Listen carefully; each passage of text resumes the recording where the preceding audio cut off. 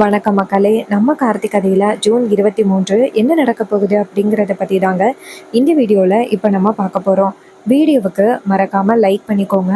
நீங்கள் லைக் பண்ணுறது தான் எங்களுக்கு அடுத்தடுத்து வீடியோ போடுறதுக்கு ரொம்பவே இன்ட்ரெஸ்டிங்காக இருக்கும். ஸோ மறக்காமல் லைக் பண்ணிவிட்டு இந்த வீடியோவை தொடர்ந்து பாருங்கள். என்ன நடக்குது அப்படின்னு பார்த்துக்கிட்டிங்கன்னா, நம்ம ஹீரோ வந்துட்டு அந்த மருதுவை பற்றின உண்மையை நிரூபிச்சிடுறாரு.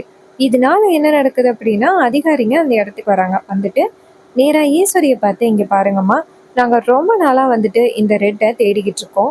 ஆனா இவன் முகத்துல மாஸ்க் போட்டுக்கிட்டு தப்பிச்சுக்கிட்டு இருந்தான். இப்போ கடைசியா இந்த முருகனை வச்சு மருது யாரு அப்படிங்கிறத நாங்க கண்டுபிடிச்சிட்டோம்.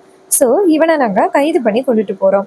ஈஸ்வரி சொல்றாங்க, "சார், இவன் என்னோட சொந்தக்காரன் தான். ஆனா இவன் இப்படிப்பட்ட ஒரு தப்பெல்லாம் பண்ணியிருப்பான் அப்படின்னு நான் கொஞ்சம் கூட எதிர்பார்க்கவே இல்லை சார். என்னை மன்னிச்சிடுங்க" அப்படின்னு. அதுக்கு அதிகாரிங்க சொல்றாங்க, "இங்க பாருங்க, உங்க மேல எந்த தப்பும் சொல்ல முடியாது. ஒவ்வொருத்தரோட குணம் அப்படி. அதுக்காக உங்களை தப்பு சொல்ல முடியுமா? உங்களுக்கு தெரியாம தான் இதெல்லாம் நடந்திருக்கு அப்படிங்கிறது எங்களுக்கு நல்லாவே தெரியுது. ஆனா இவனை கைது பண்ண வேண்டிய கட்டாயத்துல நாங்க இருக்கோம். இவனுக்கு சரியான தண்டனை வாங்கி கொடுக்க வேண்டிய பொறுப்புல நாங்க இருக்கோம். அதுவும் எங்களுக்கு சரியான ஆதாரமும் கிடைச்சிருச்சு இந்த முருகனால. அதனால நாங்க கைது பண்ணி தான் ஆகணும்" அப்படின்னு சொல்லிட்டு நேரா மருதுவை பார்த்து, "டே, எத்தனை நாள் எங்க கிட்ட இருந்து தப்பிச்சு போயிட்டு இருந்த? இப்போ நீங்க என்கிட்ட வசமா சிக்கிட்டீங்க" அப்படின்னு. இதை கேட்டதும் அந்த மருதுவுக்கு சரியான பயமா இருக்கு. மருது நேரா ஒரு ஒரு டைம் ஈஸ்வரிய பார்த்து, "மேடம் மேடம், தயவு செஞ்சு என்ன இந்த பிரச்சனையிலேருந்து காப்பாத்துங்க மேடம். எனக்கும் இதுக்கும் எந்தவித சம்மந்தமும் இல்லை. இது எல்லாமே அந்த கார்த்தியோட சூழ்ச்சி. அவன் எப்படியாவது என்ன இந்த பிரச்சனையில சிக்க வைக்கணும் அப்படின்னு நினைச்சு இப்படி சிக்க வச்சுட்டான். ப்ளீஸ் தயவு செஞ்சு என்னை இந்த பிரச்சனையிலேருந்து காப்பாத்துங்க" அப்படின்னு சொல்லிட்டு கேட்குறாங்க. ஈஸ்வரி சொல்றாங்க, "இங்க பாரு, நீ வேற ஏதாவது குற்றம் பண்ணியிருந்தா கூட நான் ஓரளவுக்கு உன்னை காப்பாத்துறதுக்கு முயற்சி பண்ணுவேன். ஆனா நீ பண்ணியிருக்கிற தப்பு எவ்வளவு பெரிய தப்பு. பல பெண்களுக்கு நிறைய ஆபத்து கொடுத்துருக்க. அப்படி இருக்கையில உனக்கு இதுக்கு மேலேயும் நான் உதவி பண்ணுவேன் அப்படின்னு நீ எந்த வகையில யோசிச்ச? இங்க பாரு, இனிமே என்னைக்குமே வந்துட்டு என் கண்ணு முன்னாடியே வராத. உன் தங்கச்சி கலா வந்துட்டு வீட்டை விட்டு போனப்பயே நான் சந்தேகப்பட்டேன். உன் மேல ஏதோ ஒரு தப்பு இருக்கு அப்படின்னு சந்தேகப்பட்டேன்.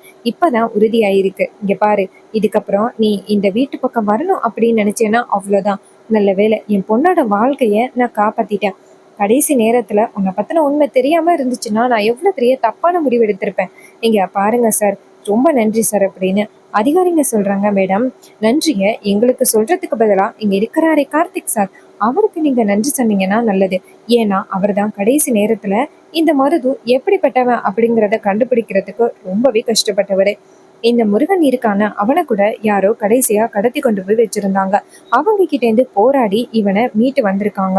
ஸோ இவங்க ரொம்ப பெரிய கஷ்டத்தை அனுபவிச்சுதான் இவ்வளோ பெரிய உண்மையவே நிரூபிச்சிருக்காரு.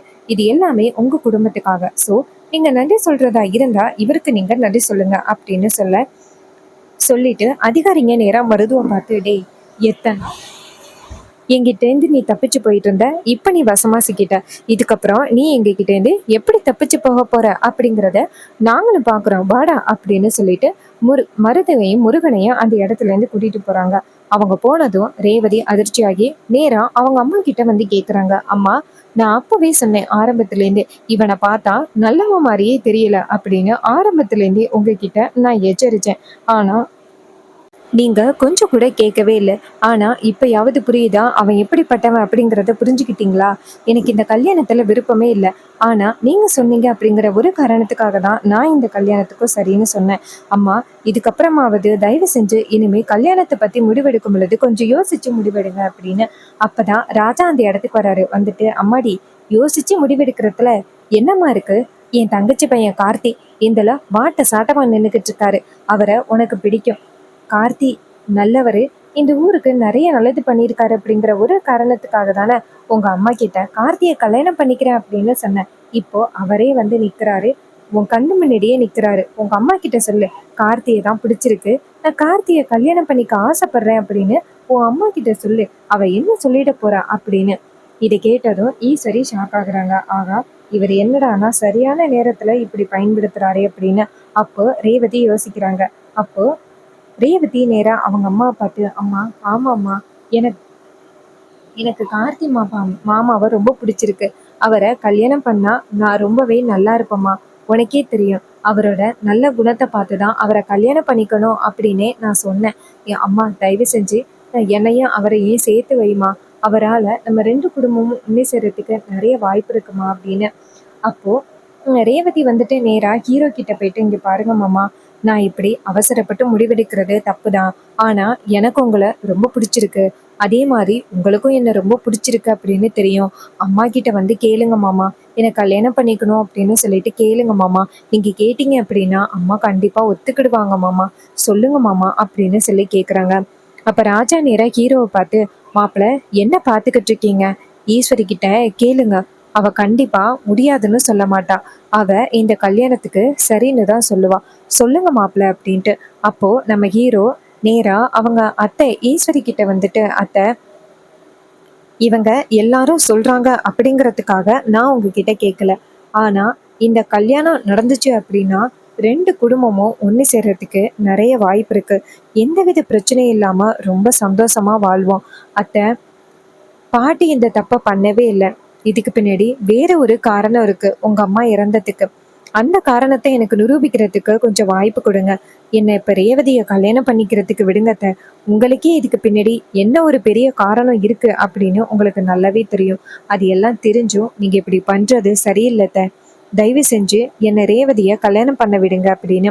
அப்பதான் சந்திரா அந்த இடத்துக்கு வந்துட்டு, அக்கா, இவன் சொல்றான் அப்படின்னு நீ கேட்கணும் அப்படின்னு அவசியமே கிடையாது. இவன் எப்படிப்பட்டவன் அப்படிங்கிறது உனக்கு நல்லாவே தெரியும். அதனால நீ இவன் சொல்றத நம்பணும் அப்படின்னு அவசியமும் இல்லை. அக்கா, நீ இந்த கல்யாணத்தை நிப்பாட்டுக்கா. ரேவதிக்கு நம்ம வந்துட்டு நல்ல பையனா பார்த்து கல்யாணம் பண்ணி வைப்போம். இவனை தான் கல்யாணம் பண்ணி வைக்கணும் அப்படின்னு அவசியம் இல்லை. ரேவதி சொல்றாங்க, அம்மா, நீங்க மறுபடியும் வேற யாரையாவது கல்யாணம் பண்ணி வைக்கணும் அப்படின்னு நீங்க நினைச்சீங்கன்னா அப்புறம் நீங்க என்ன முடிவெடுத்தீங்களோ அதே மாதிரி நானும் முடிவெடுக்கிற மாதிரி இருக்கும். நான் கண்டிப்பா உங்க பேச்சை கேட்க மாட்டேன் அப்படின்னு. இதை கேட்டதும் ஈஸ்வரி ஷாக் ஆகுறாங்க. சந்திரா நேரா ரேவதியை பார்த்து, என்னடி மிரட்டுறியா? நீ என்னதான் மிரட்டினாலும் கண்டிப்பா நடக்கிறதுக்கு வாய்ப்பே இல்லை. நீ தேவையில்லாம பேசாதடி அப்படின்ட்டு. அப்போ நம்ம ரேவதி சொல்றாங்க, சித்தி, நீங்க வந்துட்டு உங்க புருஷனை விட்டு பிரிஞ்சிருக்கீங்க. உங்களுக்கு கல்யாண லைஃப்னா என்னன்னே தெரியாது. நீங்க தேவையில்லாம பேசாதீங்க. அம்மா, இங்க பாருங்க, உங்க பெத்த பொண்ணோட வாழ்க்கைய பத்தி யோசிச்சு பாருங்க. நான் யாரு கூட வாழ்ந்தா நல்லா இருப்பேன் அப்படின்னு யோசிச்சு பாருங்க. நீங்க ஒரு முடிவெடுத்தீங்க, ஆனா அந்த முடிவு தப்பாகிருச்சு. ஸோ நீங்க தயவு செஞ்சு என்னையும் மாமாவையும் சேர்த்து வைங்கம்மா அப்படின்னு சொல்லிட்டு ரேவதி கெஞ்சுறாங்க. இதையெல்லாம் பார்த்துட்டு ரொம்பவே ஷாக் ஆகுறாங்க ஈஸ்வரி.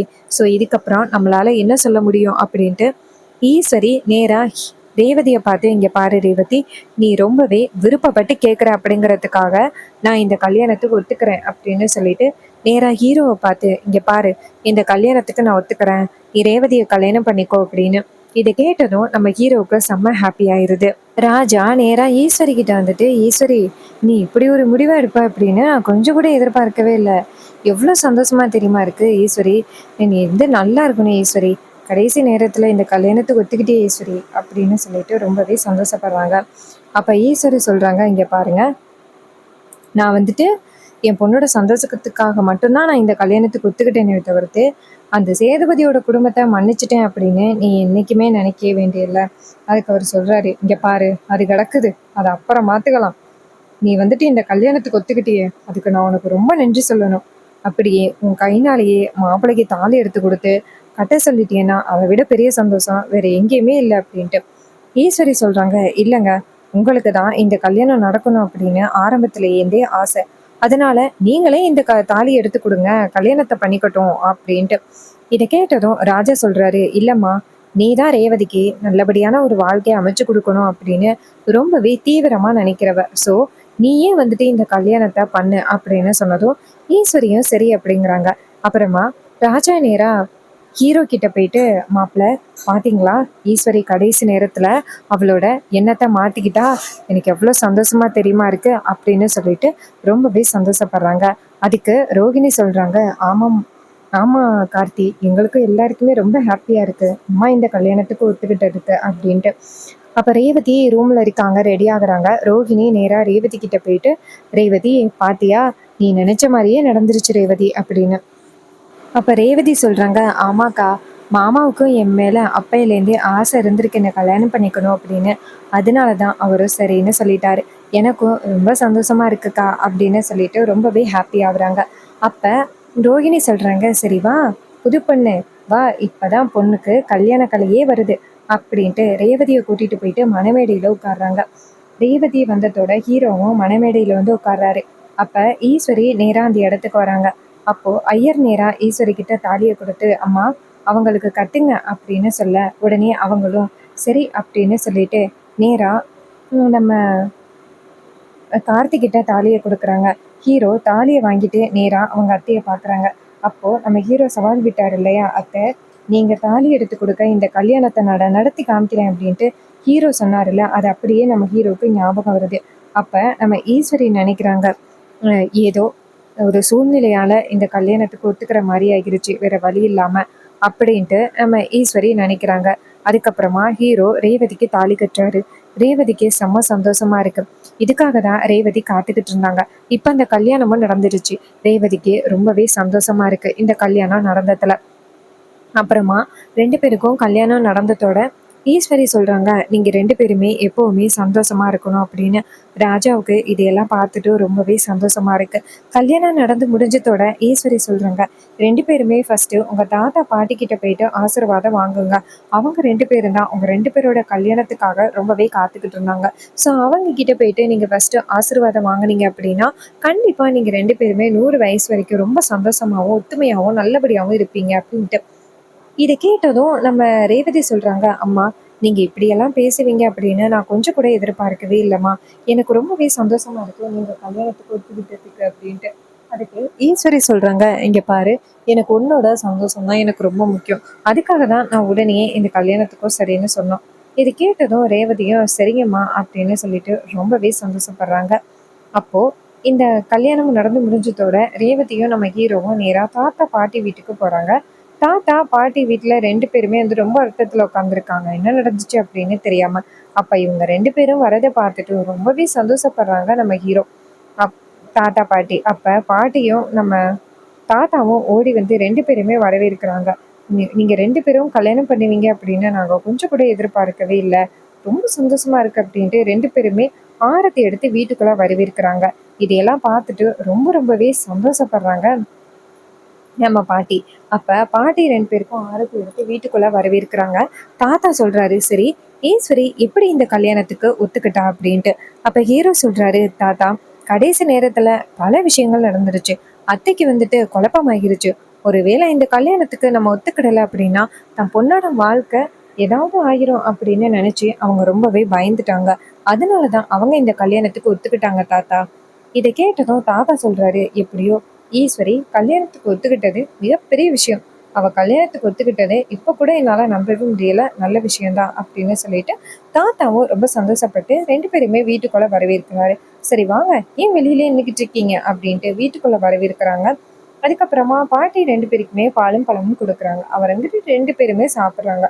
சாப்பிட்டு முடிச்சுட்டு நம்ம தாத்தா சொல்றாரு, சரி 2 பேருமே உடனே இங்க வந்திருக்கீங்களே என்ன காரியம் அப்படின்ட்டு. ஹீரோ சொல்றாரு, தாத்தா அத்தை வந்துட்டு உடனே உங்க 2 பேருக்கிட்டேயும் தான் ஆசீர்வாதம் வாங்க சொன்னாங்க. எனக்கு கொஞ்ச நேரத்துல அத்தை மாமா எல்லாருமே வந்துருவாங்க. இது கேட்டதும் தாத்தா ரொம்ப சந்தோஷப்படுறாரு. ஈஸ்வரி இப்படி மாறுவா அப்படின்னு நான் கொஞ்சம் கூட எதிர்பார்க்கவே இல்லை. ஈஸ்வரியோட மாற்றத்துக்கு என்ன காரணம் அப்படின்னு. அப்ப ஹீரோ சொல்றாரு, தாத்தா அது எனக்கு தெரியல. ஆனா அத்தை இந்த மாதிரி ஒத்துக்கிட்டது எனக்கு ரொம்பவே சந்தோஷமா இருக்கு அப்படின்னு சொல்லிட்டு ரொம்பவே ஹாப்பியா பேசுறாங்க. ஸோ இந்த கதை உங்களுக்கு பிடிச்சிருக்கா? இந்த கதை பிடிச்சிருந்துச்சுன்னா இந்த வீடியோவுக்கு மறக்காம லைக் பண்ணிக்கோங்க. நீங்க லைக் பண்றது தான் எங்களுக்கு அடுத்தடுத்து வீடியோ போடுறதுக்கு ரொம்பவே இன்ட்ரெஸ்டிங்கா இருக்கும். ஸோ மறக்காம லைக் பண்ணிட்டு இந்த வீடியோவை திறந்து பாருங்க. தேங்க்யூ ஃபார் வாட்சிங். See you on next video.